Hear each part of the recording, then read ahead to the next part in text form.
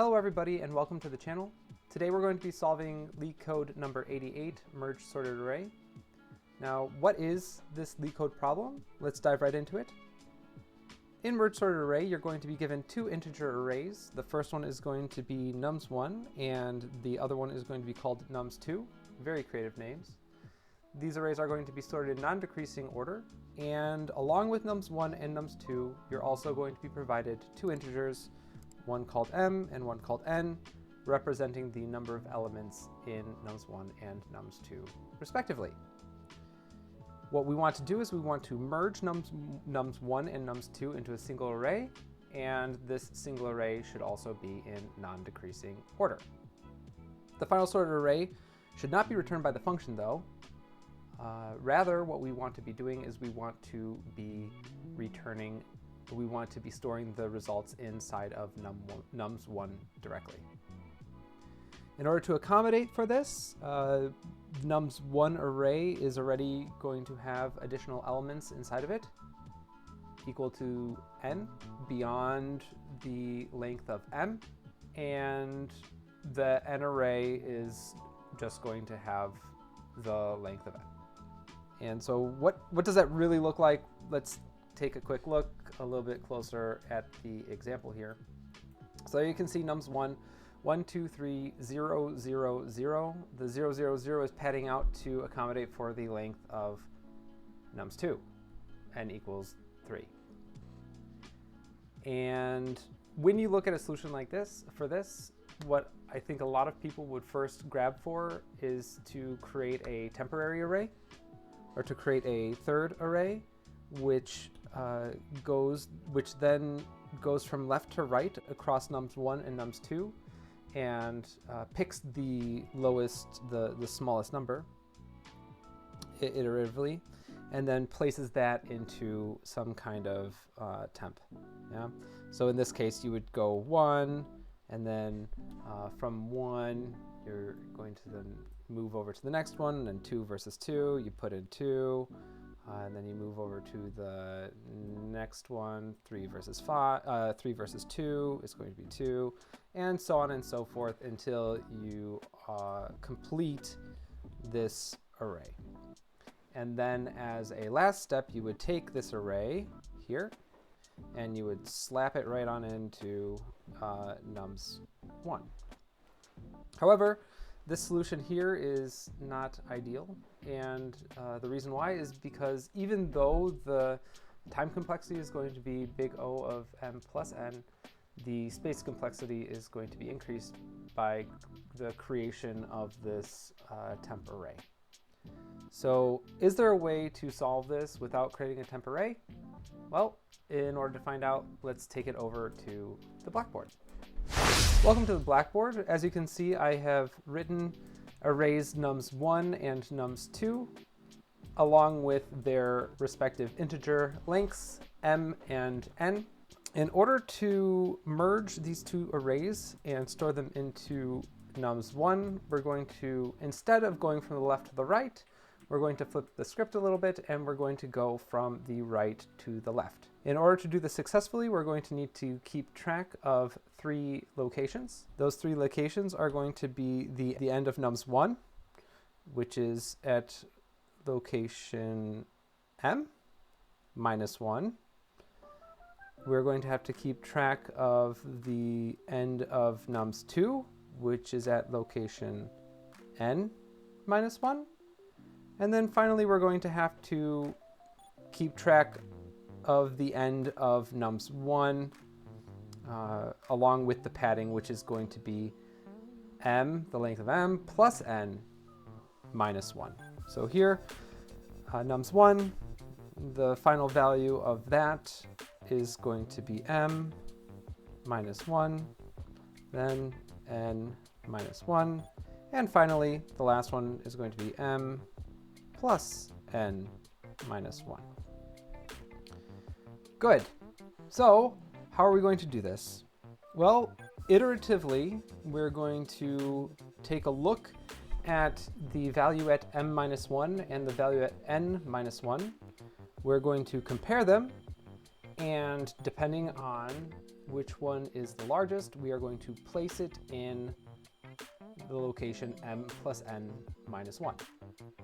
Finally, we're going to either reduce n or we're going to reduce m, and we're going to start the cycle all over again. So if we can play this out just a little bit, in the first round, we are going to be comparing 6 to 3. 6 is the largest one, so here we are going to remove the 0. We are going to then replace it with a 6, and we are going to then be done with the 6 there, and we perform our iteration. So n1 is reduced down to 2. And now we're pointing at 5. And obviously now that we've reduced n, that's also going to shift this guy down 1 more, and we can perform our comparison again. In this iteration, 5 is going to be the lowest, so we are again going to take the value of n in this case. We are going to go and replace that 0 with 5, and our n is going to decrease, and our pointer here is going to go down, and for default this guy is going to go down too. Finally, once you are here, we have our first case where nums1 is going to be larger. So we will replace the 0 here with the value 3. We are going to reduce m to 2, and that is going to take these two guys and shift them down. In this comparison, we're going to have 2 against 2, and in this case, yeah, we'll just, who honestly cares? We'll take that one, reduce, and our n minus 1 is going to then be pointing off the end of the array.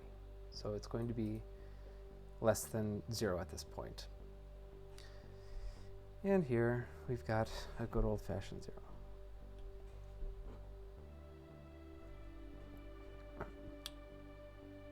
And this guy goes and is a 2. All right, so now that that goes down, our value here is going to be laying on top of our m pointer. So here, 2, 2, and then followed by 1, 1. And in each of these iterations, we will reduce that to 1, and then finally to 0. Alternatively, if we notice that there are no more elements in nums2, then we can simply stop. So that's the strategy. The next thing that we want to do is go and try to solve it in code. So to the coding pad. All right, good. So now we're going to try to solve this problem using Clojure. To begin with this, I'm going to define some values just so that I can play around with the REPL during development to make sure that what changes I'm making are accurate and working as expected. Nums1 in the example was 1, 2, 3, 0, 0, 0. And then nums2 was, if I recall correctly, that was 2, 5, 6. And then finally, we would do merge sorted array, and this would take nums1, 3, nums2, also 3. And of course, there's nothing to do here, no. Good, so how are we going to start with this? The first thing that we're going to do is we're going to create ourselves a loop. We're going to do a loop recur on this guy, And what we want to keep track of, as we recall, we want to keep track of our 3 indexes. So we want the N1 index, we want the N2 index, you want the results index. The N1 index is going to be equal to decrease of M, so M minus 1. The N2 is going to be the N minus 1, so decrease N. And then our res index, that was going to be decrease of M plus N.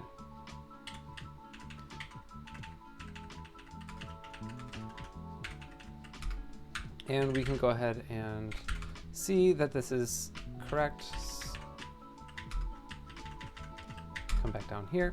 We can see in our REPL 2, 2, and 5, those are the values that we would be expecting.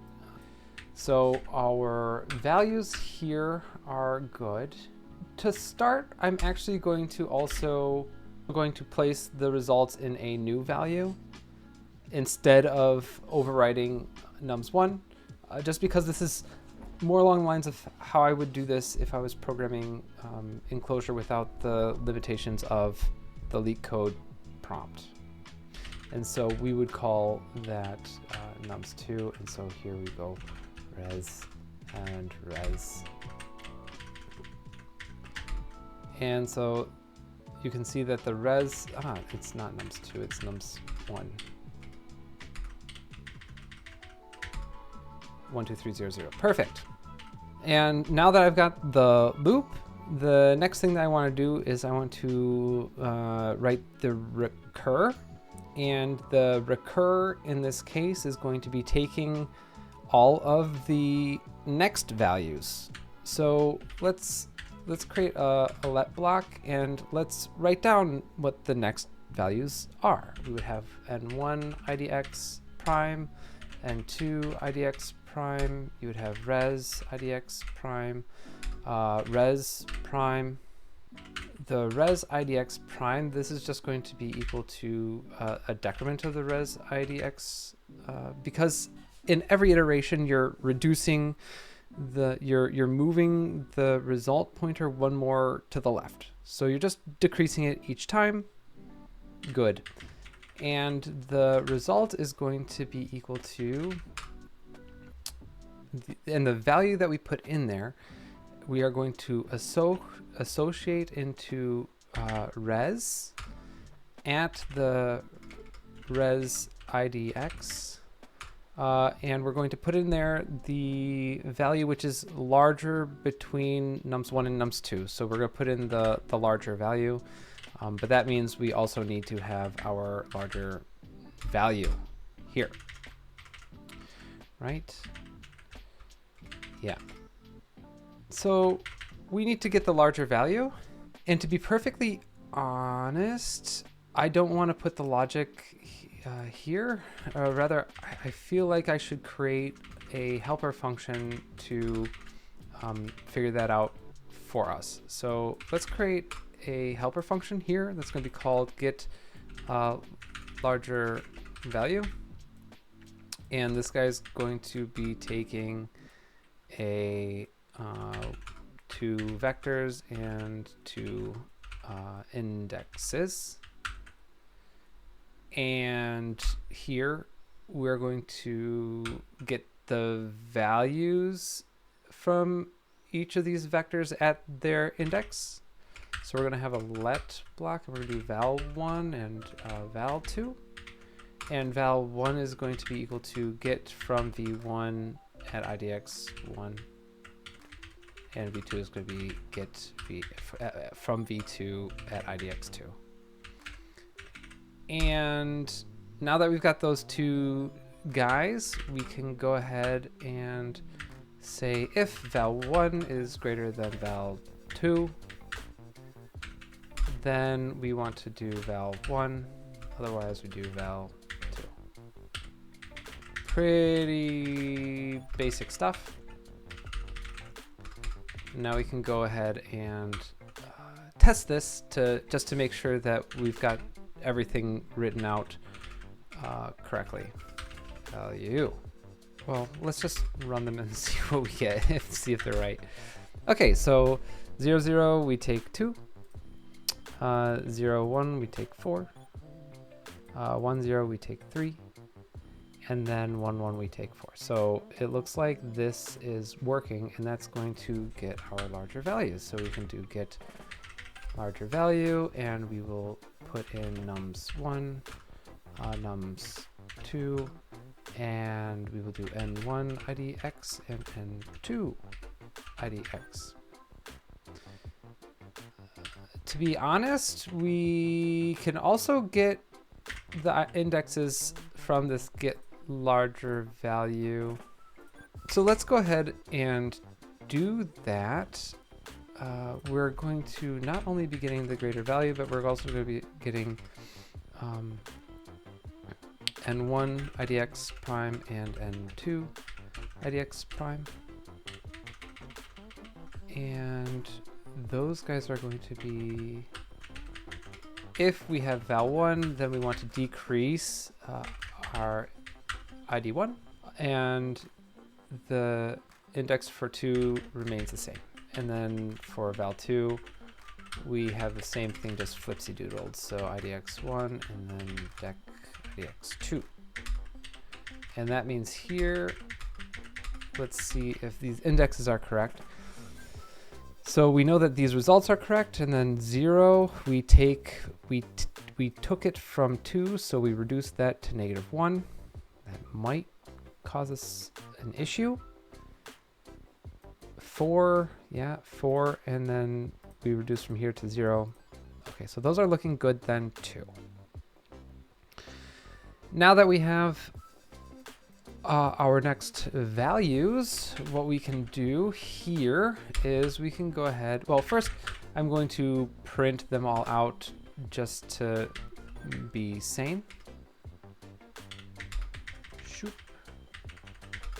When we run that, yeah, good. So we go through one time currently, and when we go through one time, we do get the correct value, and we are placing it in the correct location. But we need to continue looping through this, so we need to have our recur statement next. And the recur statement is going to be super simple here, because what we want to do is we want to be passing in all of the next values for our loop. So we would do n1 idx prime, n2 idx prime, res idx prime, and res prime. Now we will continue doing our looping. Well, actually there is no end statement, so we're just going to loop on forever, but we can go ahead and see kind of what it looks like. We're going to have to block this off at some point, find a base case to end this thing on. But let's see what happens anyway.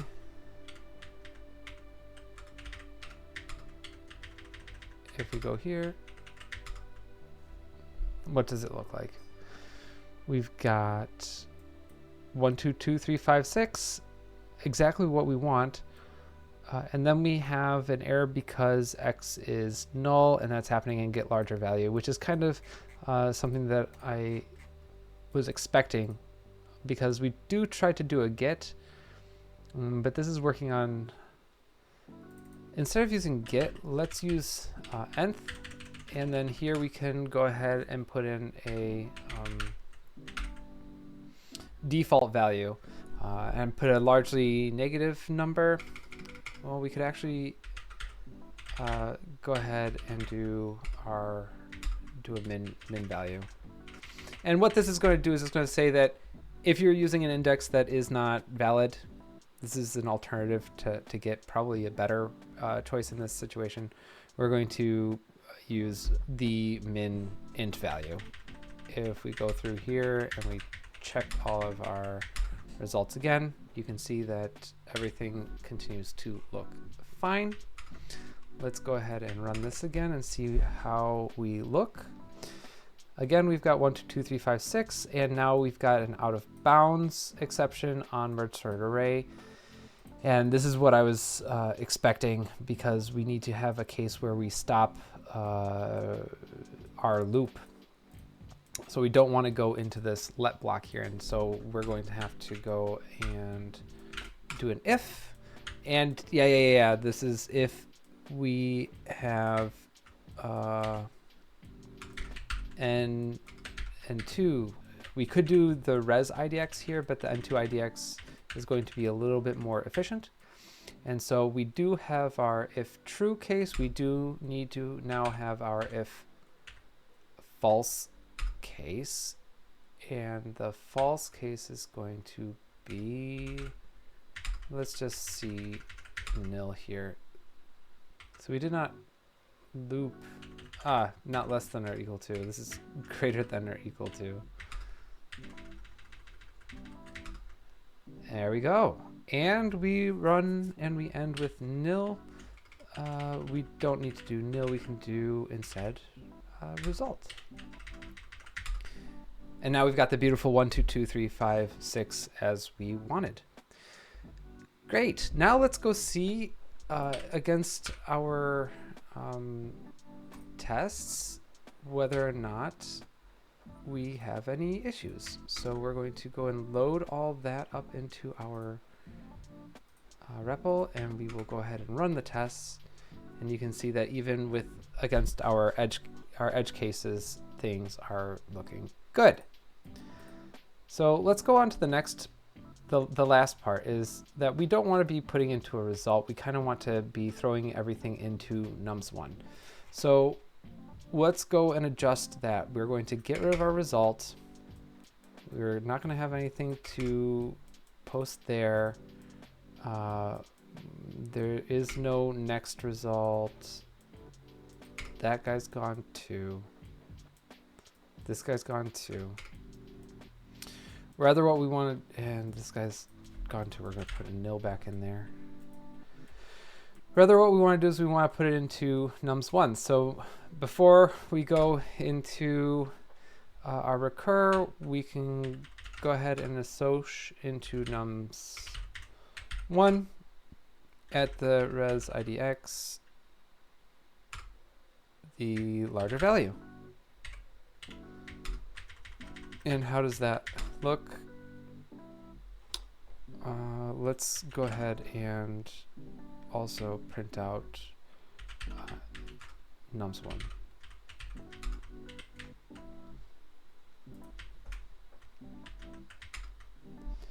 Yeah, and we're not doing anything in there.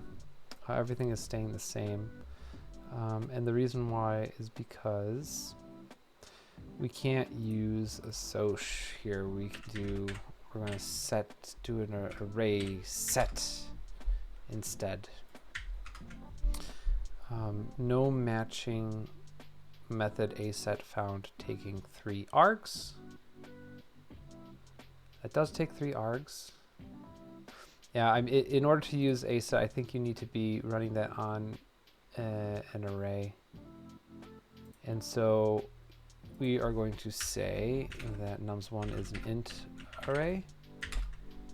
And we are printing out an object. So we want to vec that dude.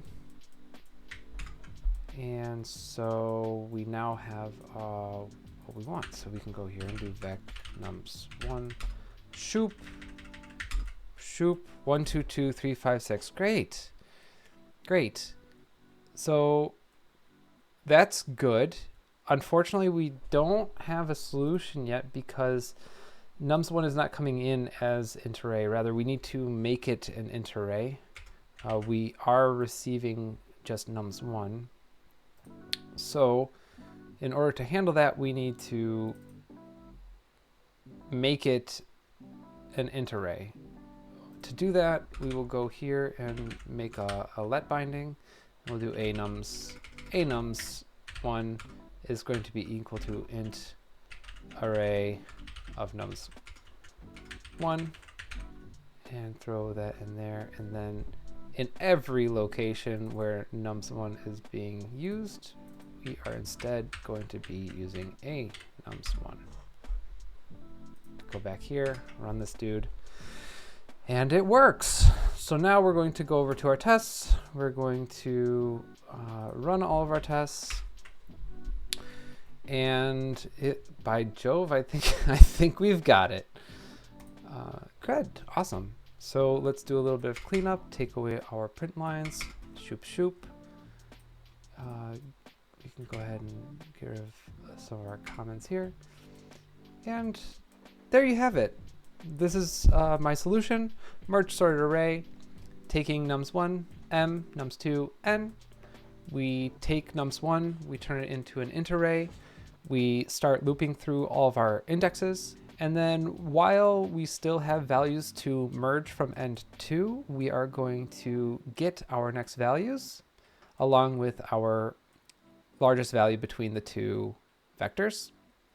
Then we are going to set into the nums1 array the result index at the location of the result index, the largest value, and then we move on down to the next iteration. When there's nothing left, we then vec that and return the anums1 vec. I don't think that we're actually replacing nums1 in place here because we are creating anums1, but we can have a discussion about whether or not that's valid or not. If you have a better solution or if you have any suggestions or ideas, please let me know. But otherwise, thank you so much for your time, and I hope you have a wonderful day. Bye.